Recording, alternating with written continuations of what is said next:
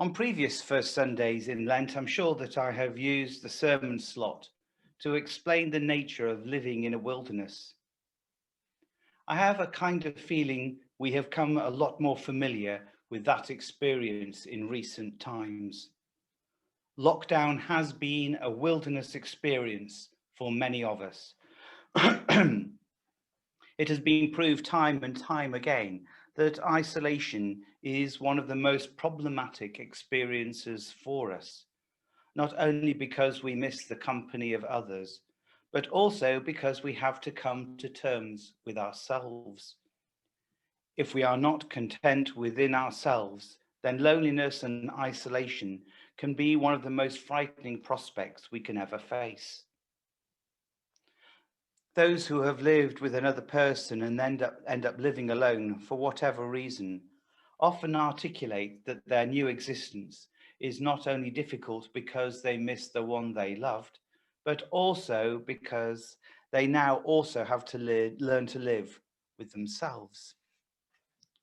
A solitary existence means that there is no one else to affirm, criticize, inspire, motivate, and most importantly, love you other than yourself. There are few checks and balances to make sure that you are not being either too hard or too lenient on yourself. For this reason, being alone gives us a sense of perspective. With no one else to provide for, to impress, or to receive praise from, it serves as a genuine awakening as to what really matters in life. What other people think about you is of no concern when there is no other people. A life of isolation has proved to be a very powerful antidote to those in our society who feel that the purpose of life is the acquisition of material goods and to have the biggest and the best. A time on your own can be the quickest way to appreciate the beauty, joy, and value of human company. Jesus' journey into the wilderness is no escape from the reality of life, but a total engagement of what it is to be fully human. And the interesting thing is that as we discover our full humanity, we are also able to discover God.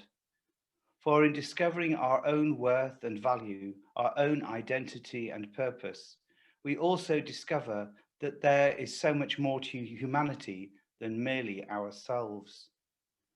Behind our own value, worth, creativity, and purpose, there has to be some greater values, some greater creative power, some larger purpose. There is a connection between our own existence and the existence of a greater being that Christians would call God. My point is this: as we come to Lent and we think of things to give up or other virtuous acts to carry out, let us not decry that. Giving up chocolate or alcohol or disciplining ourselves to write the letters we've so often thought we should have done but never quite got round to, all those things that we would like to do, but somehow we need the extra push of Lent that Lent can give us. Let us see those for what they are. They are a way of saying that there is a connection between the God that we believe in and our way of living. They are symbolic of the connection we find within our deepest selves, whether we discover that by solitary living or by some other means. For our Lent course this year, we are going to be doing an online group at 6 p.m. on Tuesday evening, looking at the Gospels. We will start this Tuesday with an overview of the 4 Gospels. Then each week we will look at a different Gospel. This week and next week, we will be assisted by Dr. Jane McClarty, who is tutor at New Testament Studies at Westcott House, Cambridge. One of the things I hope that we will discover on Tuesday is the similarity between the Gospels of Matthew, Mark, and Luke. The similarity is particularly clear when it comes to our Gospel reading this morning. In some ways, Matthew, Mark, and Luke tell very similar stories of Jesus' time in the wilderness, but they are also distinctively different. Mark, unlike Matthew and Luke, has no story of Jesus being taken up to a high place and being shown the kingdoms of the world. In Mark's Gospel, all we are told is that Jesus was tempted by Satan.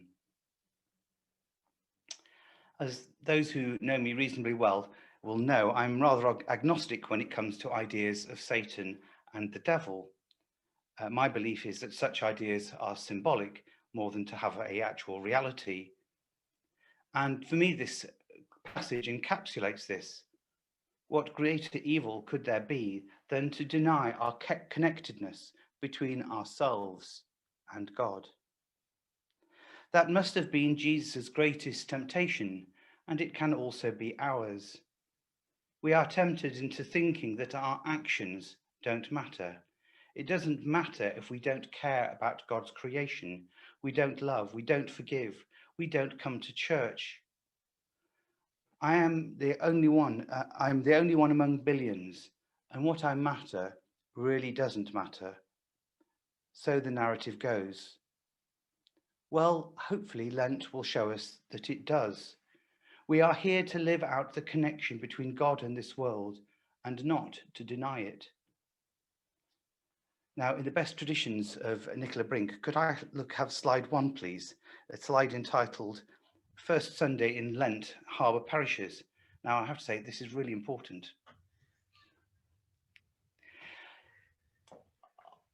This slide, just like to talk to you a moment about a very funny film. I can't say it's my kind of best film ever, but it is a good film and makes a good point. And it's called Evan Almighty.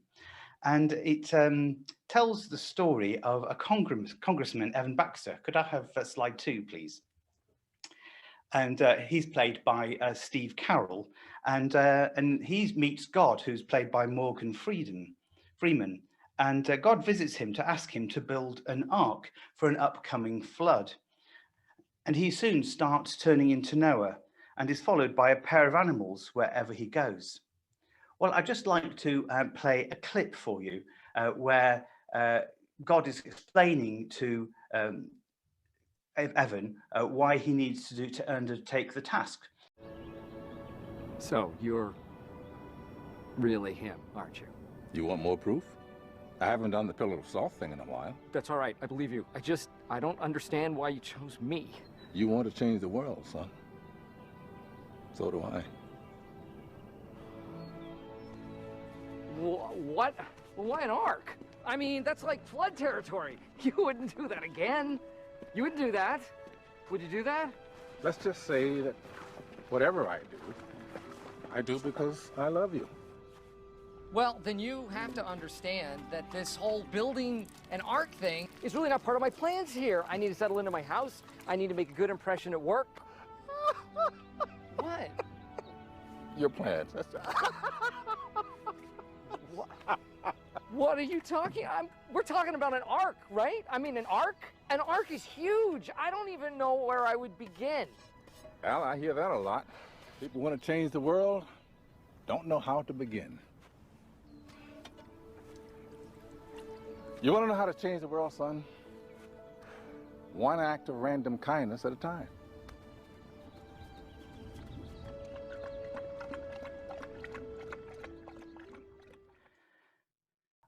Our gospel this morning spells out how Jesus embraced the connection by discovering himself in the wilderness.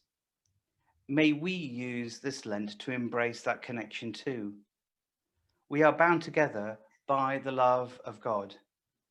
May we use this Lent to reawaken the awareness we need to live the unity which God calls us to. And as we hear in that wonderful clip from Evan Almighty, this does not have to be enormous acts of generosity, self-denial, or self-sacrifice. It can start with one act of random kindness at a time. Amen.